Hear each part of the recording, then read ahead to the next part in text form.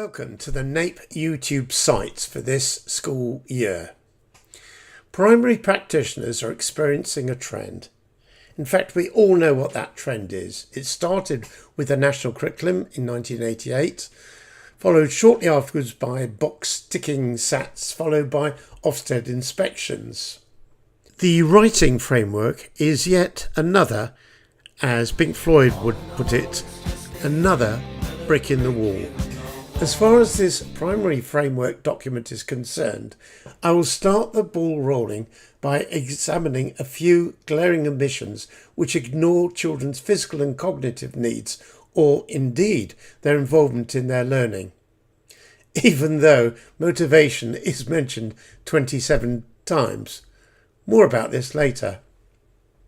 What this video does not do is summarise the whole document or critique all the sections. What it does do is point out those omissions, particularly in the early years foundation stage. No doubt other omissions in the other key stages will come out in due course. Now, please be aware that this framework may be modified later in the autumn term to take into account the National Curriculum Assessment Review. There is a link to this weighty framework document in the description. Now, from now on, I will refer to DfE's writing framework as the framework. Before I start, I want to quote from Peter Gray's book, Free to Learn, link below. He starts with describing the anti-play policy that successive governments in the UK and USA are pursuing. There is evidence of this in this document.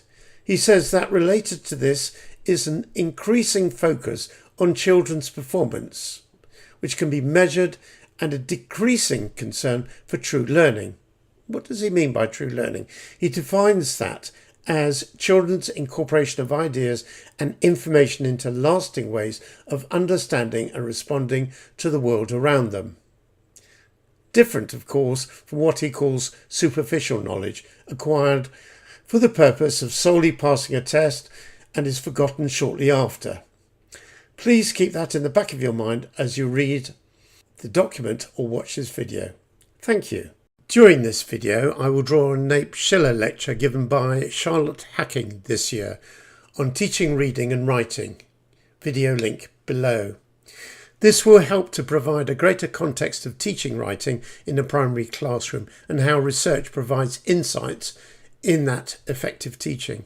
By the way, this lecture by Charlotte summarised a recently published book called The Balancing Act, written by Dominic Wise and Charlotte Hacking, published by Routledge. I do urge you to obtain a copy for your staff library. Link in the description. So the focus of the video will be on the writing process, transcription and composition. I will also examine how important mark making and emergent writing is in developing young writers, and how the obsessive focus on phonics can disrupt the writing process in the long term. As you go through the framework, you will come across various terms. For instance, the writing process. What is it? Well, children are typically taught steps in the writing process, which becomes more sophisticated as they progress through the primary school. Now, these steps would include planning, sometimes called pre-writing, drafting, revising, editing, and publishing.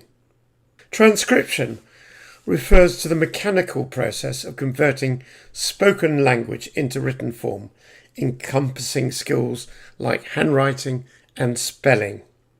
With pre-writing or planning, children think and decide what they're going to write about. This is obviously going to be easier if their working area provides a rich educational context in terms of activities and experiences they encounter. For this, I refer to a video. We catch up with Ellis as he approaches an outdoor activity that is to engross him for an entire morning session. Making a trap for baddies. Ellis is completely able to make decisions about what to wear for outdoor activities and can sort himself out. He has a friendly relationship with Lucy and talks to her with ease.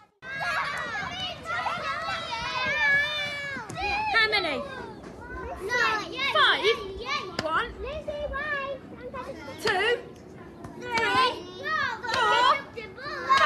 Despite the noisy distraction of the other groups thinking aloud as they aim to secure the stake, Ellis remains occupied on his own task. 8, 9, 10, 11, 12, 13, 14, 15, 16, He shares his strategies. You can swap hands if you want to, and uses initiative. So what would you need for that? How long? Is that long enough? Ellis hasn't revealed his big picture for the structure, but a net is needed and a lot of tape. Yes, how long a piece of tape would you like? Quite long. Quite long. Is that long enough? His confident exchange with the practitioner reflects his security with decision-making. Okay. Go on then, I'll help you with tape. Do you want me to hold it while you tape it? Here's your tape. And despite the wealth of activity from his co-builders, he remains completely focused on securing the big net to the post his way. Oh, come and have a look, Holly. Is it onto there? right? So shall we try another piece of tape because that piece has got stuck together? Or maybe we can go like this. A piece of tape on there, does it? Oh, you're strong. Right, go on. Ellis is not put off from his mission, but is happy to explain, and is about to reveal the big picture to the practitioner. Oh, brilliant. Well, I think this would be good for attracting it. What's it going to trap, Ellis? The baddies are trying to get in. Oh, they won't be able to. They go into there, do they? Yeah, but I think they'll touch it and they'll get caught in it. And then what will we do with them? They'll just leave them there and cause us play. They put them in jail. They might even fall in, look. Ellis has explained the trap for baddies and sequenced potential events when they get caught. They may go to jail or fall into his pocket in the net. Ellis needs paper and pencil for the next part of his mission. He wants to write about the construction he has spent so long thinking through and building. Despite the photographer's interest, he remains focused on his self-initiated task.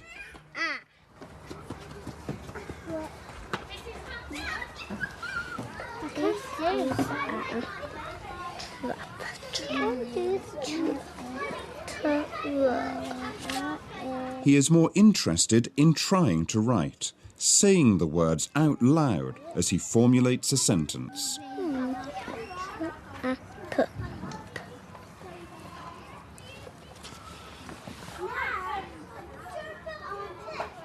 His writing is clear and well-formed. But the reversed P he writes to complete the word leads to some concentrated reflection. What's that again?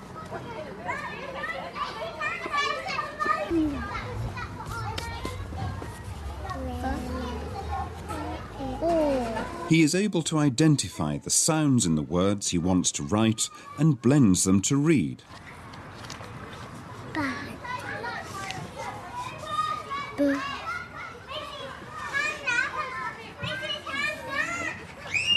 It's reminded but again.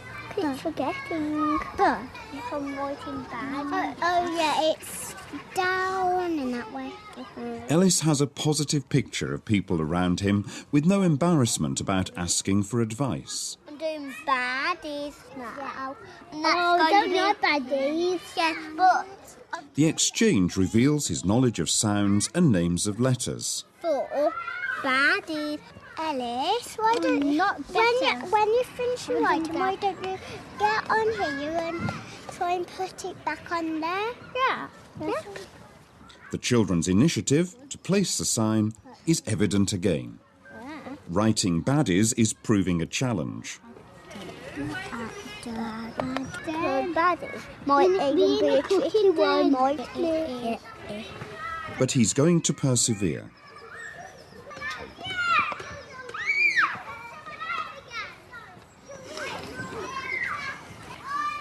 This is ATA for baddies.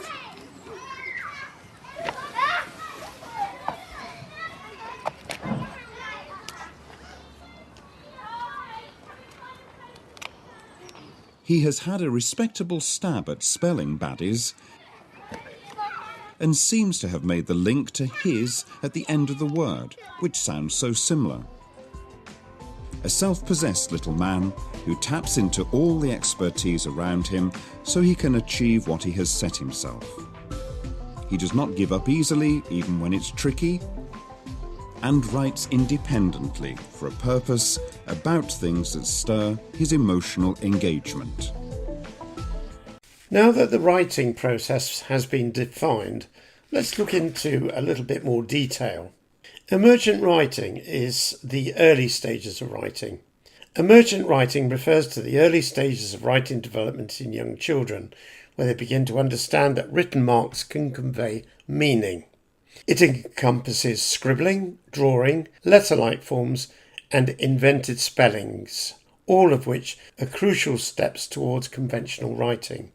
This phase reflects a child's growing awareness of the connection between spoken language, symbols, and written words. For instance, the video that you just watched of Ellis writing about the baddie trap is a very good example of this.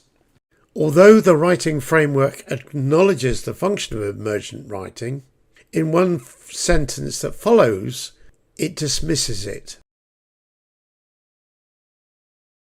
If children make sense of the marks through activity and experience, then they will be further motivated to write more. Therefore, emergent writing is critical in that process and is a necessary stage that children have to go through. Read any teaching of writing book and it will say the same. And of course, with handwriting, young children start with mark making. In fact, you could say the development of handwriting initially relies on mark making. Unfortunately, mark making is mentioned only on page 128. We must keep in mind the physical development of children's hands from ages 4 to 7. They must not be overlooked. Fine motor control refers to precise and coordinated use of small muscles, especially those in the hands and fingers, for movements like writing, grasping small objects, or playing musical instruments.